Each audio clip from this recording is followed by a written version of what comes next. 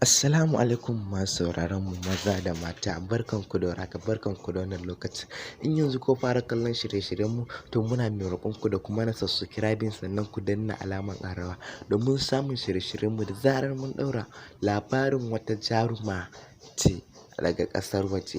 Bari in ba ku taƙaitaccen labarin da ta jima tana fim, ta share shekaru da dama tana fim amma har yau fim take na abin tsoro ne kuma fim take tana tsoratar da mutane ne da dama.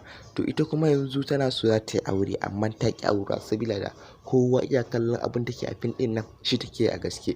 Shine ta yanke wani shawara ƙwaya ɗaya, duk wanda zai aure ta, duk wani wanda zai aure ta, za ta ba shi gidaje, motoci da wasu tarin kuɗaɗe. Dama already dama tana da kuɗi, kowa ya san tana da kuɗi amma dai ana tsoron ta. Wannan shine hotonta da kuke kalla.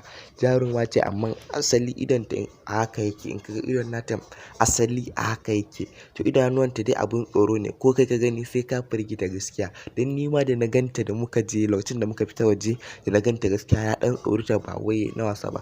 Anyi in matso kusa ita ma na ƙi matsowa.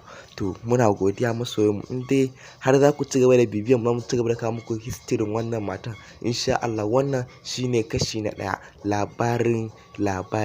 Labarin jarumai na ƙasar waje. Wannan shine kashi na ɗaya, labarin jaruma. Za mu ci gaba da kawo muku. Ku dai kawai ku mana subscribing a YouTube channel ɗinmu. Sannan ku danna alamar ƙarawa domin samun shirye-shiryen mu da zarar mun ɗaura. Muna godiya masoyan mu, muna godiya. Ku ci gaba da bibiyan mu a faɗin duniya gabaki ɗaya.